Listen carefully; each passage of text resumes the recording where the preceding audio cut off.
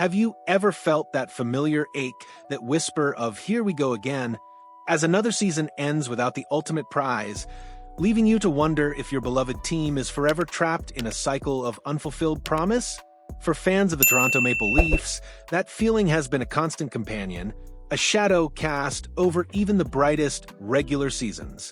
But what if, just what if, this time it's different? What if the quiet hum you hear isn't the same old tune, but the subtle, definitive sound of a team finally reinventing itself? For years, the Toronto Maple Leafs clung to a core that felt untouchable. Austin Matthews, Mitch Marner, William Nylander. They were the central pieces, the almost eternal hope. Then a seismic shift. The button many thought would never be pressed was finally pushed. Mitch Marner, the dazzling artist, the homegrown talent, was gone, traded to the bright lights of the Vegas Golden Knights. The immediate question hung heavy in the air, echoing across the hockey world. So now what? Who fills that void? Enter Matthew Knies, a 22-year-old phenom born in Phoenix, Arizona, a land of sunshine, golf, and dry heat. Yet, he plays with the relentless intensity and straightforward power of someone forged in a Canadian power forward factory. Strong, direct, and now, officially, the new face of a project desperately trying to reinvent itself.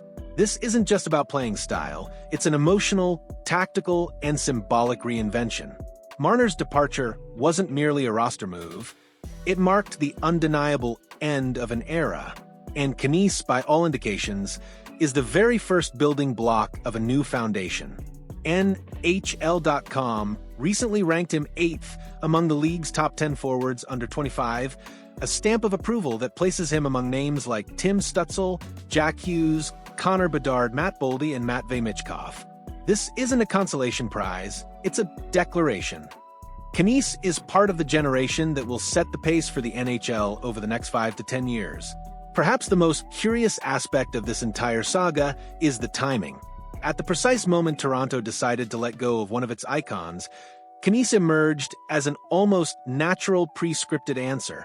The 2024-25 season left no doubt that he was ready for the spotlight. He scored 29 goals in 78 games, boasting an impressive 19.1% shooting percentage, the best on the team. Crucially, 24 of those goals came at 5-on-5, proving he doesn't rely on power plays or favorable context to deliver. He delivers because he plays heavy, plays hungry, and thrives in the cycle game. This style, in a team that has often prioritized finesse over physicality, is nothing short of refreshing. It's a rupture. With Marner's exit, the Leafs' top 6 suddenly had space, both literally and metaphorically. And Kenise wasted no time filling that void on the ice. He became a reference point for quick transitions, a formidable net front presence, and a player with exceptional defensive awareness. Off the ice, veterans consistently highlighted his work ethic as an example. When asked about the difference between rookie Kenise and last season's Kenise, Austin Matthews himself noted, "Now he sets the pace. He doesn't wait for the game to happen. He makes the game happen." This transformation did not go unnoticed. On July 1st, the Leafs signed Kenise to a 6-year extension worth $46.5 million, approximately $7.75 million per season. To some, it's a risky number for a young player with only one full season under his belt. To others, it's a shrewd and necessary investment. Compared to other elite young players like Wyatt Johnston in Dallas, Jack Hughes in New Jersey, or Matt Boldy in Minnesota, the value aligns perfectly with the current NHL logic, which increasingly favors long-term contracts that anticipate a player's peak, securing better cost-benefit for the franchise. The real question, however, transcends mere numbers. What Kenise truly represents is a profound shift in the Leafs' roster-building philosophy. While Marner was the artist, the dazzling playmaker, Kenise is the luxury workhorse. While Marner mesmerized with vision and assists, Kenise disturbs opponents with his physical presence and scores the ugly goals. The rebound types, the ones earned in grueling net front battles through sheer persistence. And if you ask any long-suffering Leafs fan what the team has lacked in recent years, they'll likely tell you exactly that: A player who never gives up on plays, who embraces the grind, who plays every shift as if it were his last.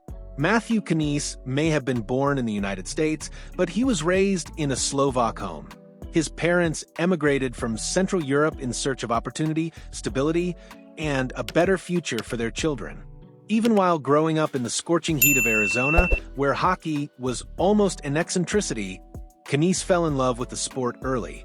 He watched the Coyotes live, idolized Shane Doan, and dreamed of the NHL even when other kids were focused on baseball.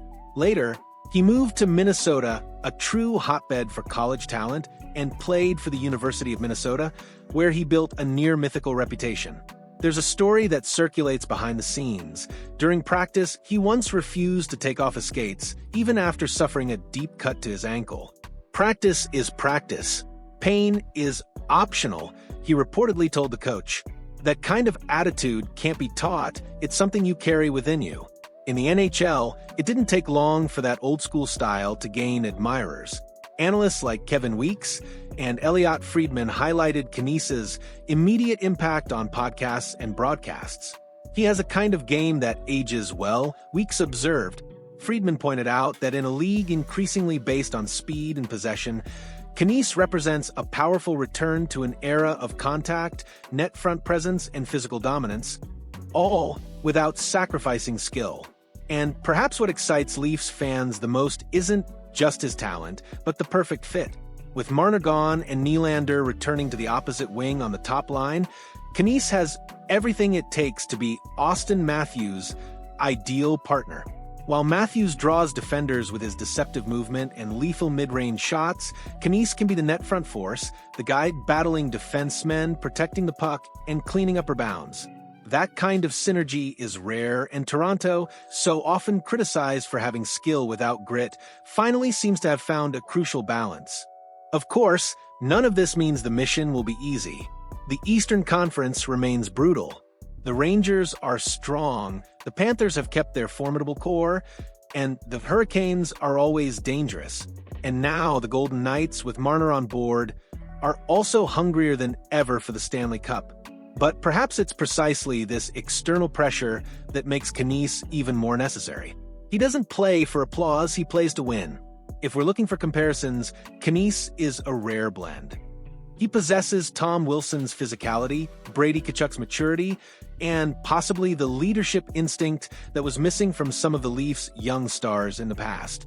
He doesn't want to be a poster boy, he wants to lift the cup. And that, truly, changes everything. The summary is simple yet powerful.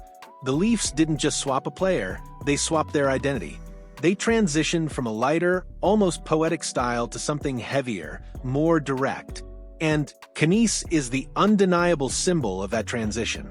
He's not just a replacement, but a clear sign that Toronto wants to change the narrative. They want to be feared, not just respected.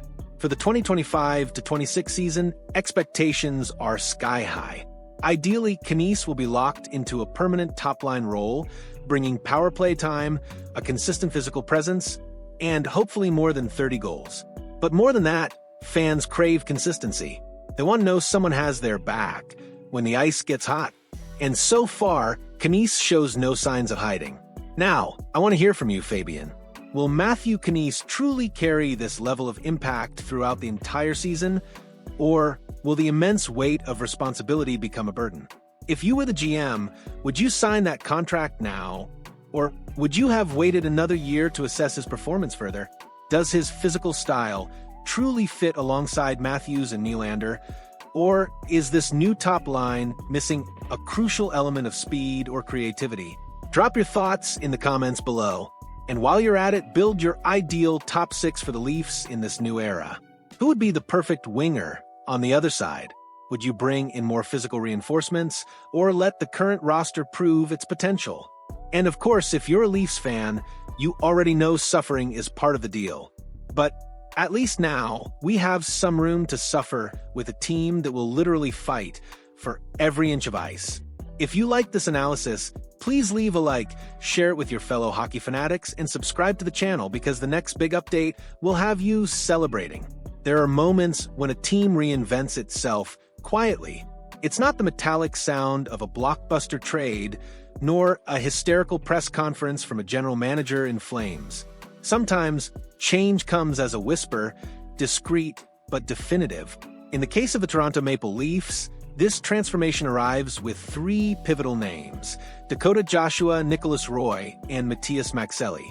When Mitch Marner was sent to Vegas, the shock was immediate. After all, he wasn't just a skilled winger, he was one of the faces of the Matthews era. Marner was art in motion. His puck control, peripheral vision, and almost telepathic connection with Austin Matthews created moments that felt choreographed. But there was also a price: the emotional and tactical dependency the team built around him. And over time, that dependency became a cage. With Marner's departure, many expected an explosive response. Another star, a blockbuster signing, perhaps even a desperate last-ditch move. But Brad Treliving, the general manager, did the exact opposite. Instead of looking for a direct replacement, he quietly redrew the team's entire identity. The arrival of Dakota Joshua, for instance, flew under the radar of national media. But the former Vancouver Canuck represents everything Toronto has historically lacked: physical presence without recklessness, defensive intelligence, and a workmanlike energy that doesn't vanish in the playoffs. Joshua is the kind of player you don't fully appreciate until you desperately need him. And the Leafs, historically, have always needed someone exactly like him. Nicolas Roy, on the other hand, arrives as a versatile chess piece. Underrated, cerebral, and possessing a rare ability to play on any line without disrupting the rhythm. In Vegas, he was an essential part of a championship team that prided itself more on collective strength than individual names. He knows what it means to sacrifice the spotlight for the greater good, a lesson Toronto is still learning. Then there's Matias Maccelli. Young, skilled, and with a sky-high ceiling, Maccelli is Marner's symbolic opposite. Where Mitch was polished spectacle, Matias is raw potential. His arrival doesn't close a cycle, it opens a new one. The Finnish forward with Estonian roots sees the game in layers, anticipates space, and exhibits a patience with the puck that evokes seasoned veterans. Properly developed, he could be the crucial bridge between what Toronto was and what it can still become. But make no mistake, this new trio didn't come just to fill holes. They form the backbone of a new identity for the Maple Leafs. A Toronto that's less vain, more collective, less dependent on individual brilliance, and more focused on 5-on-5 efficiency. This is no coincidence. This is a meticulously crafted plan. The 2025 offseason wasn't just about trades, it was about a fundamental change in posture. Treliving and his coaching staff understood that talent alone isn't enough, that Matthews' championship window won't wait another 5 years, and that to win in April, you need more tactical commitment than Sports Illustrated covers. In that context, Dakota Joshua becomes even more valuable. His time with the Canucks showed steady progress, both statistically and in terms of composure under pressure. He's the kind of player who doesn't lead the league in points, but leads the locker room in attitude. He's physical without being reckless, intense without being out of control, and his ability to punish opponents on the forecheck has already become a trademark. With Roy, the bet is on fluidity, a center who can also play wing, take important faceoffs, and deliver quality minutes on the penalty kill. His average ice time has steadily grown over the past 2 seasons, and his hockey IQ is praised by coaches as much as his work ethic is respected by teammates. He's the kind of player who transforms the system, not by being spectacular, but by being relentlessly reliable. And Maccelli, well, he's still a bit of a mystery, which makes things even more intriguing. At 23, he's already shown flashes of brilliance in Arizona, especially on the power play. But what stands out the most is his demeanor off the ice. Maccelli is calm, focused, almost cold, as if he knows his moment is coming. In Toronto, surrounded by talent and structure, that immense potential could finally erupt. Of course, it's still early. Training camp has barely begun. The lines are still rough sketches, the chemistry hypothetical. But the feeling in Toronto is clear. This version of the Leafs is more battle-ready, perhaps less romantic, but undeniably more efficient. The inevitable question is, can this secondary core truly support the Stars? Matthews, Nylander, Kenise, they all need backup, and that's the most fascinating part of this new configuration. It doesn't take away anyone's spotlight, it distributes it better. Joshua allows Kenise to play more freely. Roy takes defensive matchup pressure off Matthews. And Maxelli brings a new release valve to the power play, opening space for Nylander to be even more lethal. This trio doesn't compete for attention, it repositions the focus. And then there's the emotional layer.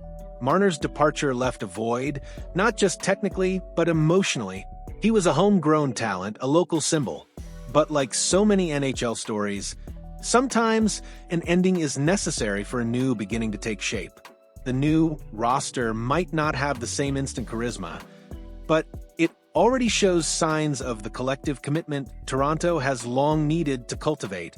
On paper, it may look like a quiet rebuild, but in practice, it's more of a strategic correction. The Leafs didn't blow up their core, they recalibrated it. They're betting that with small, well-considered additions, it's possible to fix past mistakes without sacrificing the present. And if you look closely, you'll see that this shift comes from a place of humility.